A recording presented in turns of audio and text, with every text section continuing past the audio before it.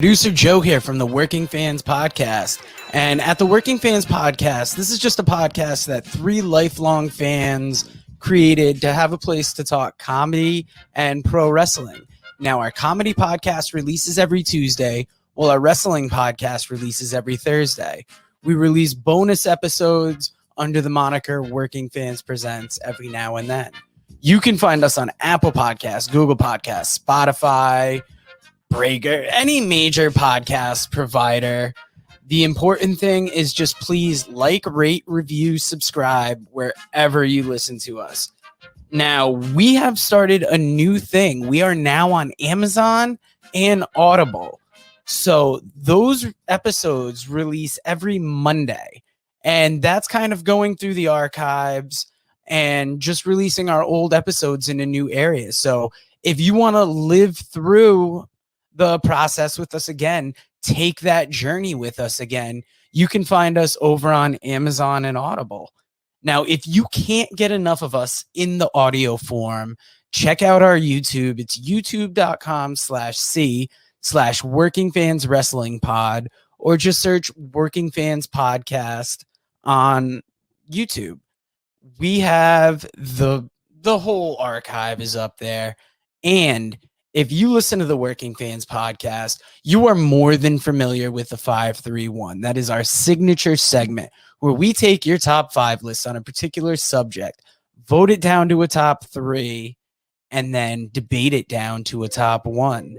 Now, guys, if you want to hear 3 guys talk shit about comedy, wrestling, life, anything, you will enjoy the Working Fans Podcast.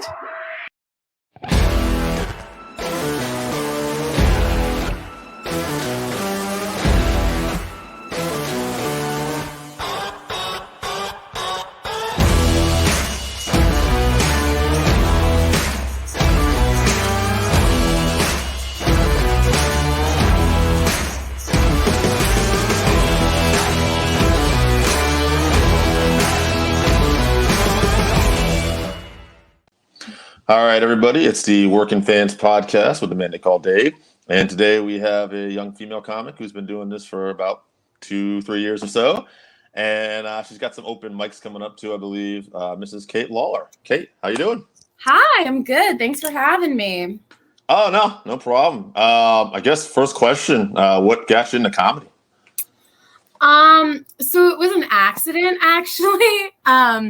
I transferred to a college. I was a theater major, and the college I transferred to, William Patterson, theater and comedy was one major there. And I got put into this class called like Fundamentals of Comedy. And I thought it was like an improv class, and it ended up being like a stand-up class, like in college. And I just like had no idea. And then I just, from the first time I did it, I was just like hooked. And now here we are. Wow. Okay. So an accident. Complete accident. Yeah. Would not have done it like on my own. Yeah. I think those are the best things in life so far. I mean, it's kind of corny, but I really do think that. Yeah. Right. Yeah. To be. Yeah. All right. So just out of curiosity, like I never really usually ask this question, but I'm kind of curious. Do you meet like a lot of friends in comics? Like, you know, like real relationship or more acquaintances?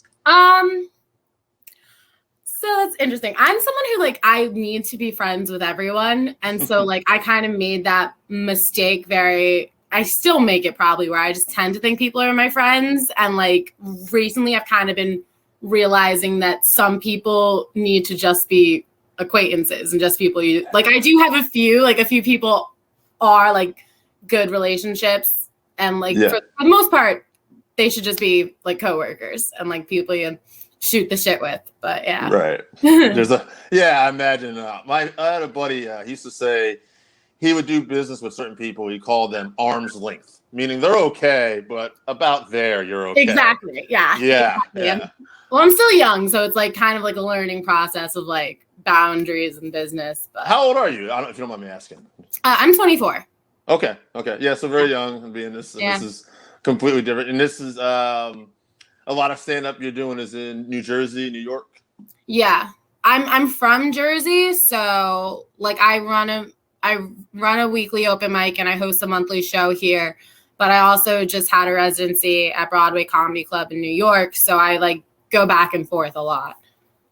Now, we always ask people like what it was like when they first bombed. I'll get to that, but I'm kind of curious. Have you had one show so far like where you're like, okay, that's the best fucking show, timing wise, crowd, everything, where you're like, okay, that was my best show? I feel like I've had a few to the point where like none of them really stand out anymore, you know? I don't know. Like at the time, maybe, but as time goes on. I was like, this is the best. And now I'm like, I've said this like 3 times. So like, I don't know that any of them. Wow, maybe I drink too much when I go out because I'm having so much trouble recalling. Which ones were so good. I was actually thinking that, but I'm like, I'm not going to call her on that. That's not so you said. At the time, I felt great. So okay, bombing. I'm sure everybody remembers like some really bad bombings. So. Actually, no. Wow, you were totally in this gray area. I mean, no. I like my worst times bombing were never on shows; they were always at open mics. But one night that was probably like the worst I've ever done. I blacked out, so I don't know what I said. But like people came up to me like, "Oh, that was bad." That was very bad. That is pretty funny. Now wait, so but just a question, I'm curious. Like open mics, those are generally when it's okay to bomb, right? Yeah. So it's like it's okay, but it's like I had another one a couple months ago that was also like top 3 worst ones. And like it was probably worse to me, like in my head, but like I could see the faces of people I respect just staring. What the fuck's happening right now? And I wasn't even that like intoxicated for it. I could blame like, oh, my time. I was like, I was just not good right now.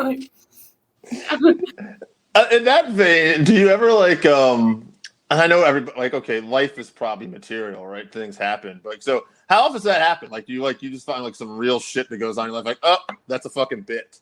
Pretty much. Yeah.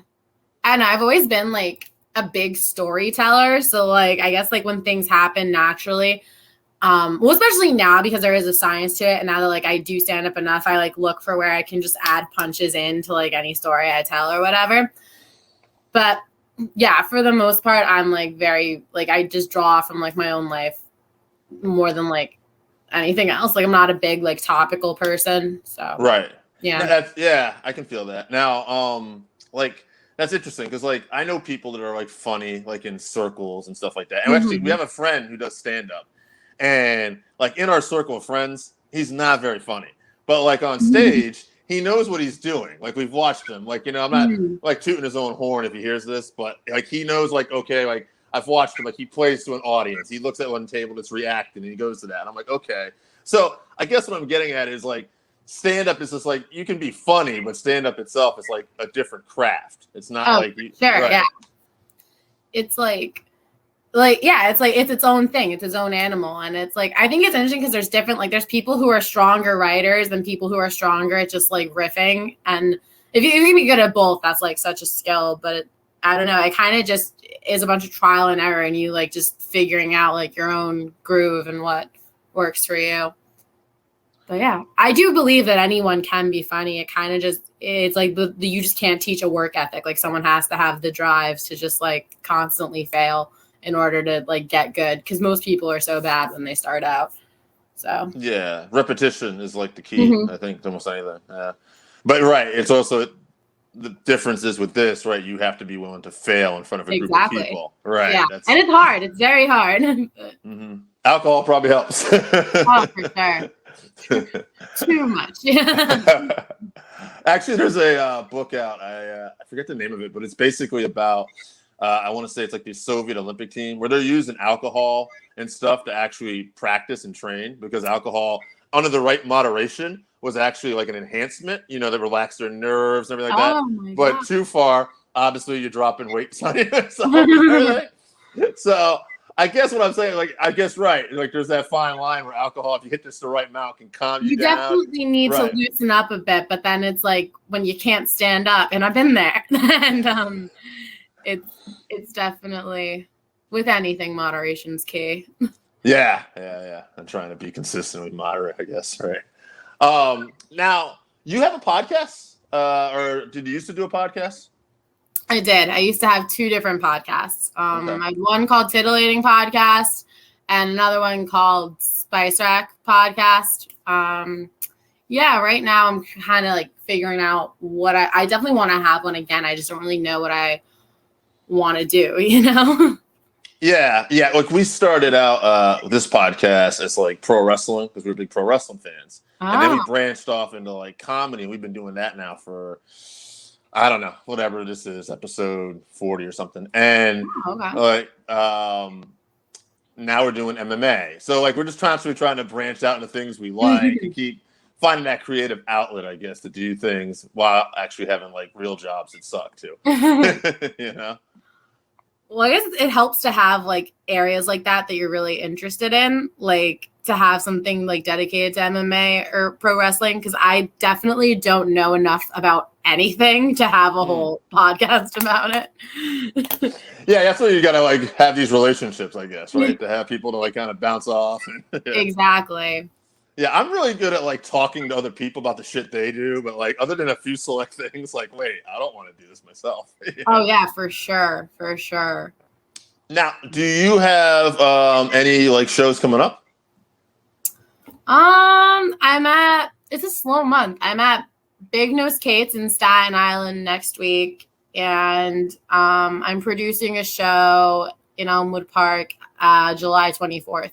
But that's all I got for right now. What about during COVID? Did you do any of the virtual shows? Yeah, how was that? I did a few virtual ones. I don't know. I really didn't like it. Like I know like some people like it works for them. I have a friend now, she actually started during all this on Zoom, and then she just started coming out, and she's actually pretty good. So I guess some people like did really get something out of it. I just really didn't enjoy it. Yeah. I mean, if you're looking for that high to like play off the crowd, like you're not going to get that. I would think. Exactly. No, and it's like there were some like mics that I would do like mostly just because I missed everyone. Like when we were like in quarantine, like not leaving our house like at all for those like 2 months. So like it was like still nice to have something like break up like isolation, but other than that, it was like it could be good, but it could be really excruciating too. How are you at like we talked about this me and some friends recently? How are you at just like, because I feel like you have to have this with stand up too, like just getting out of your comfort zone in general? I don't know. I guess everyone has different comfort zones, right? Because I don't know. Like I'm like, it's not hard for me. Like I'm a very social person, and so it's like not hard for me to like go out or for me to like be up in front of people. But like I'm like very much I need to kind of have like I need to kind of know what I'm talking about, and I have like I've gotten better at it now, but for a long time, like I would never like I'd never finish my time at like a mic if I felt like it wasn't like I'd get a big laugh and I'd quit. Like I wouldn't want to just like riff or like trust myself or like be in front of an audience that I thought wasn't going to take to me, which is like now it's like, and now that like I'm getting better at that, it kind of makes me feel better where it's like I like the challenge of like a joke bombing and then having to like make fun of the audience. So I guess it's not obviously stepping out of anyone's comfort zone doesn't come naturally to them, but I guess it's like important and it's more exciting when you can finally do it. Right. So you used to like to get off like on that like one top joke, like, okay, they like me, we're out. Yeah, that was it. Like everyone would like make fun of me for it too. It just like I just got better about it.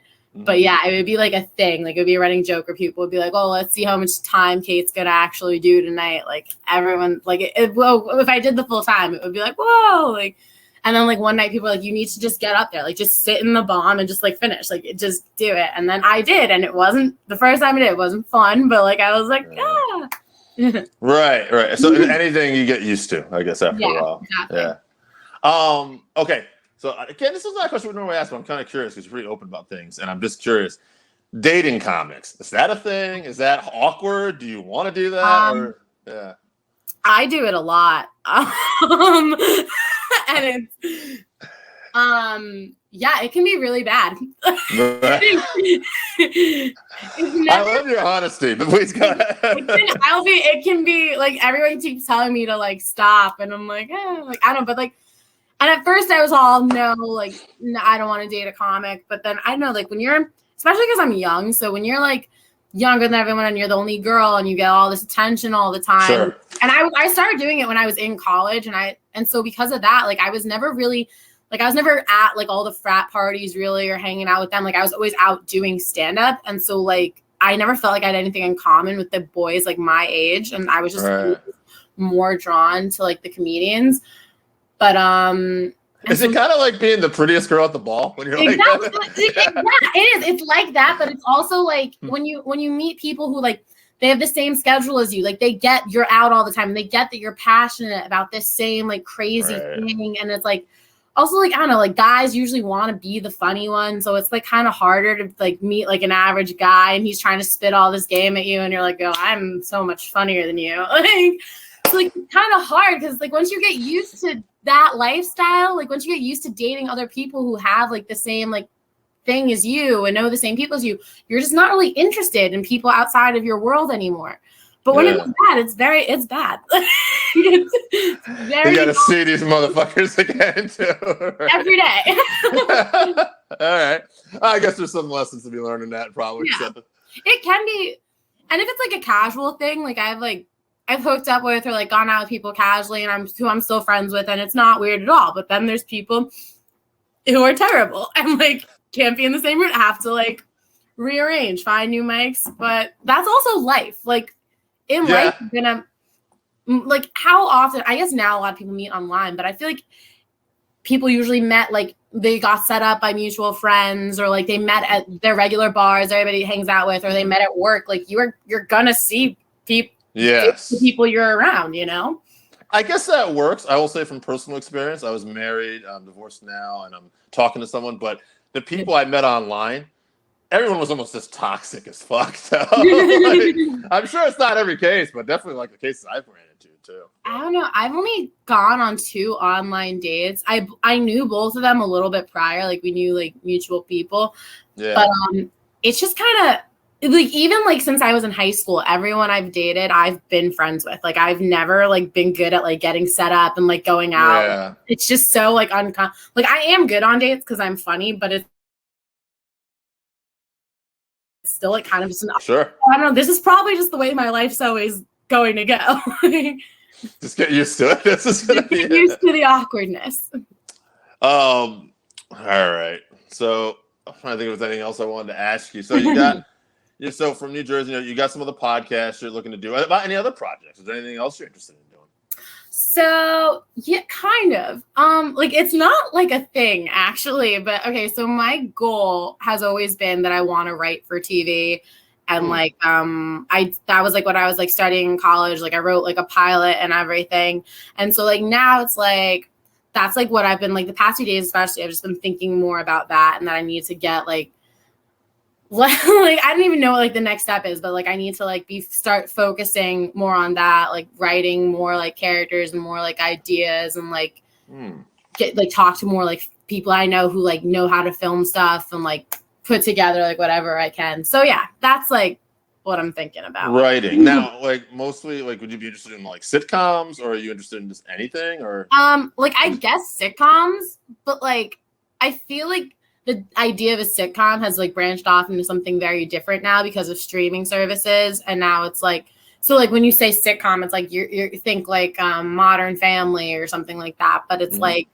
technically you could also argue that like, I don't know, that like Big Mouth is a sitcom. Like you can get like dirtier and more like uncomfortable. And I feel like that's probably what I would do. I don't know. But also at the same time, like my favorite shows are like Golden Girls, Schitt's Creek, Parks and Rec. Like I love just like dumb, wholesome humor. Like maybe you can do something like that. Who knows? I mean, things tend to go in cycles. Yeah. So but comedy though, you're definitely looking for comedy. Comedy for sure. Yeah, I can't write not funny. It's like what about so are there any other interests besides comedy? I mean, that's pretty much what we're talking about, but not really. Isn't that terrible? No, like I don't know.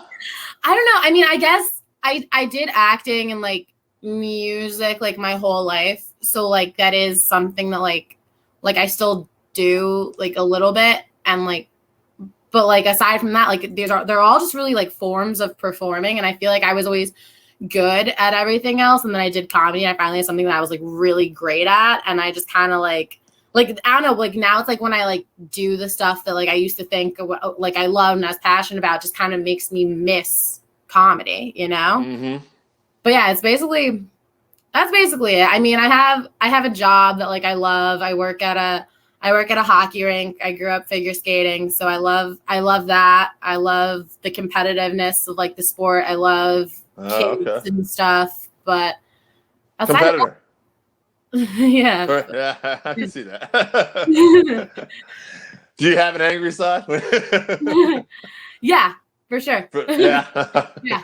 Competitive. That's fun. I was gonna. So you were always. You said something there. So okay. So you were, as long as you can remember, you were always kind of comfortable, like acting out, like being on stage, center of attention. Okay. Always. Yeah, for sure. That's cool. Yeah. I guess this was it, or you were gonna do something like this then. Always, yeah. I was always had to be funny. Like when I was like, because my dad was really funny, and like I'm like I was one of those kids like, oh, like my dad's like the man. I just like really idolize him, and like anywhere we went, he could just capture like the whole room, like get everyone like wrapped in his conversation. I was like, oh, like that's so cool. In the room. Yeah. Yeah. So then like when I was like, and I had like such a hard time making friends till like I was in middle school, and I figured out like, oh, like if I can make these people laugh, like they'll want to hang out with me, and like, and then so that was just always like what I did, but I never thought that like I was like, no, I'm funny in conversation. Like I could never do stand up. Like I could never like go out there, like something planned and all that. And then it just happened. Now, do you have like a self-deprecating kind of humor too? I'm just curious. Oh, for sure.